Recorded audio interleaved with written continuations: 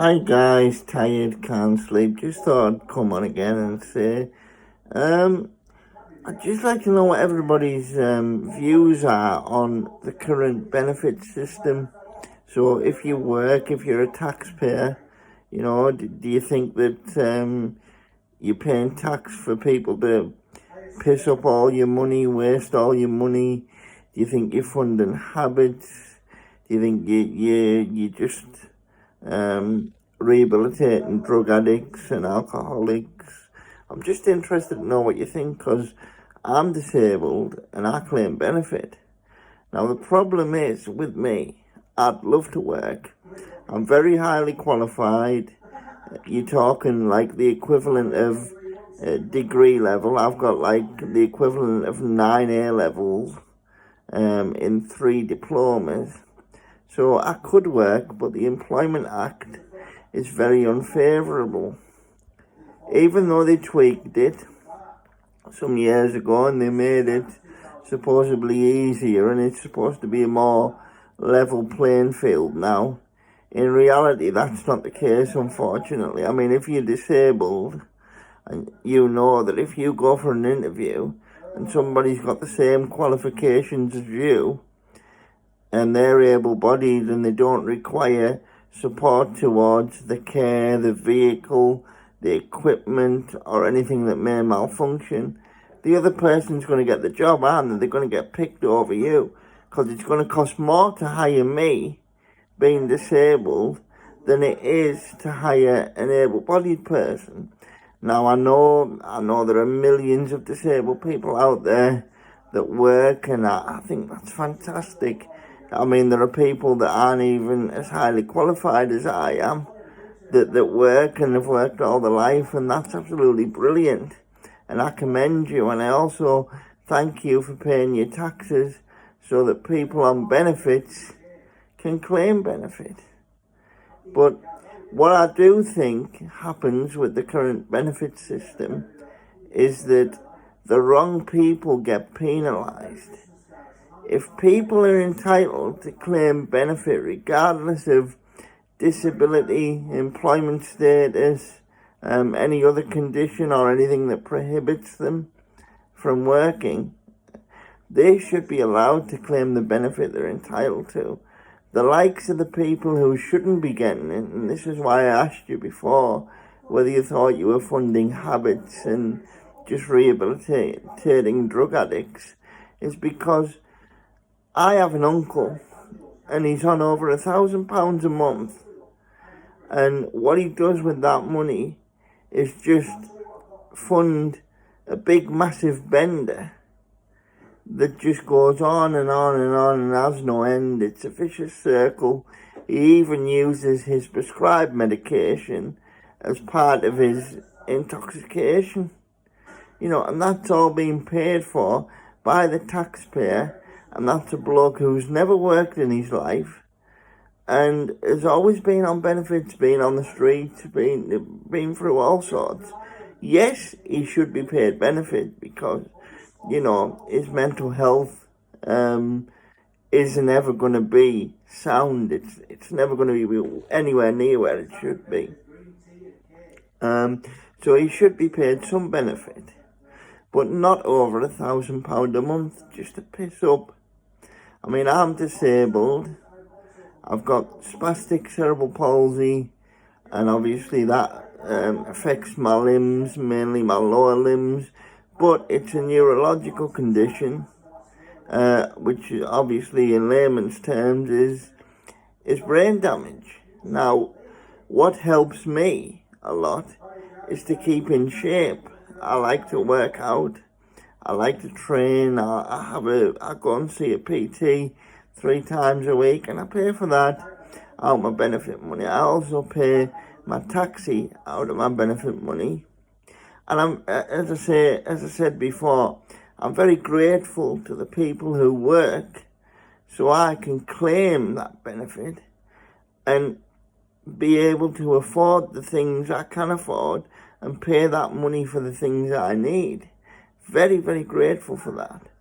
But the other dilemma I've got is I've always been I've always only been on middle rate care.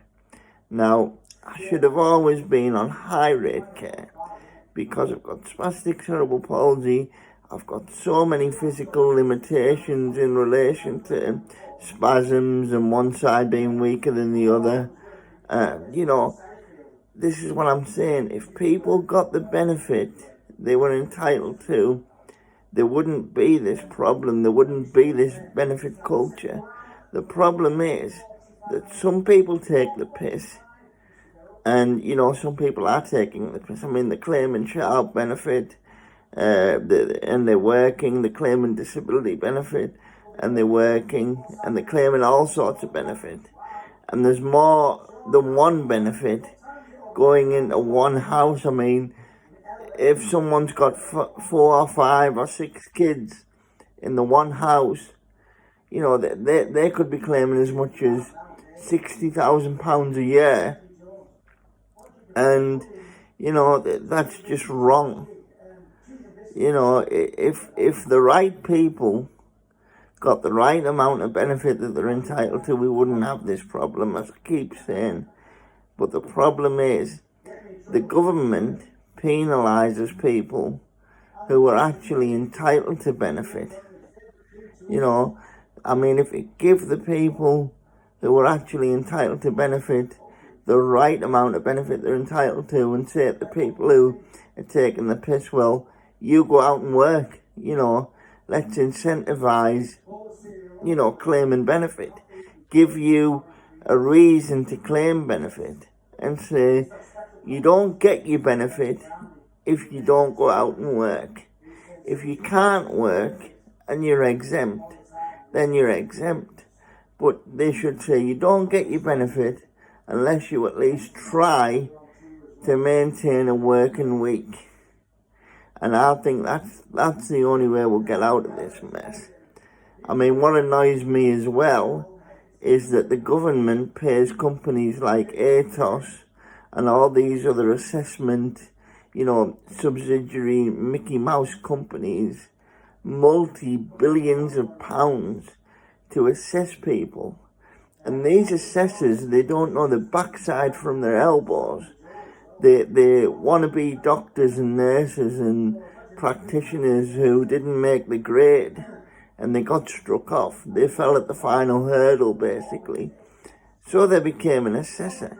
And these people are on anything from 40 grand a year to 70 odd, 80 grand a year, just for coming out and, comparing somebody's body with what they refer to as a muscular skeleton. I mean, I'm sat in a wheelchair, cerebral palsy, and she put on my assessment form that I could bend past the knee. I mean, there's my assessment fucked straight away, I asked if they could come out to me flat for the assessment, and they came out, but she was absolutely rubbish. But what annoys me as well, ladies and gentlemen, and I mean this seriously, kids who were in a similar position to me, so they're growing up now, they're at home with the parents, they maybe can't get respite, or they can't get support going into the home to look after them.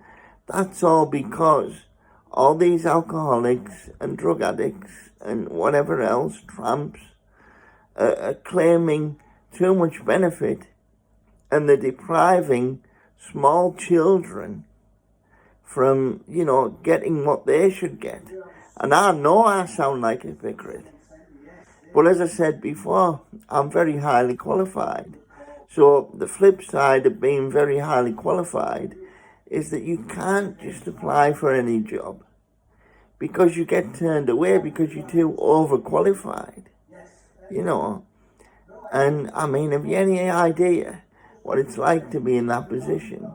So maybe I'll apply for a job in, like, say, for example, something silly like a call centre or customer service. There's me with the equivalent of 9 A-levels applying for a job that pays about £8 odd an hour, and people say, well, you know, you're too overqualified to do this job. You know, do another job. Do a job equal to your qualifications. And the reality is, if you're in my position, the work's just not there. You know, so what do you do, ladies and gentlemen? I mean, I'm not one for setting up all these... I'm not a charity case. I don't believe in setting up fundraising pages. I don't believe in setting up GoFundMes or anything like that. Because I would, as I said before, I would love to work. I'd love to work Monday to Friday, but what holds me back as well, what stops me working, truth be told, is subsidies. So, like, if you work, you've got to pay full rent. I get housing benefit. I get council tax benefit. You know, these are all not cash in hand, but they're a big help. And if you're working, obviously, that money, you know, you've got to fork out that money yourself. Now, I would have to get a job, you know, that paid me a wage sufficient to cover all that. You know why? Because you've got disability employment advisors that work for the DWP saying, oh, well, if you don't meet a certain criteria money-wise, then you're best off not working. You're best off claiming benefits. And that's the mentality we've got. You know, let's all lean on the benefit system. And this is coming from a Labour supporter that's sounding like the biggest hypocrite in the world. I know I am, but I'm not meaning to sound that way. I mean, I think what the Tories have done from 2010 onwards has just caused this benefit culture and created austerity at a time, you know, when it didn't need to. I mean, since all of that, we've had the pandemic, we've had Brexit, we've had, you know, we've got the energy crisis. And I think energy companies need to really sit back and think of, you know, disabled people and clients, you know, that they can't afford the rising energy costs. I mean, I'm with E.ON and they're phoning me for meter readings, and you can tell they're working from home. So they don't have access to the full system.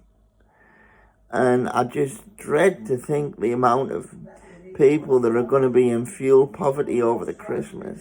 You know, they can't afford to... It's a choice between heating your home or putting food in your mouth. You know, if you're disabled or if you're old or whatever. So if you've got that disabled neighbour in your street or the elderly neighbour in your street, you know, go and see them. Go and see if they're okay. And if you can spare some money, give them some money. You know, give them what you can. Give them some money towards the fuel bills. Give them some money towards anything that they may need. Forget these food banks, because MPs have wrecked them with the food bank incentives, telling everybody to go to food banks. Loads of people then lean on food banks, and then the food banks get short. And with these current supply shortages, because people have just needlessly panic bought, you know, you've got an even worse dilemma. So, you know, just look out, love thy neighbour, and do what you can. Thanks for listening, ladies and gents, and I hope you like this video. I hope you share it. I hope you comment, positive or negative. You know, they're all welcome. If you comment something, I'll reply back. And, you know, let's have a conversation. Let's have some, you know, praise, some constructive criticism. Let me know what you think. Thanks.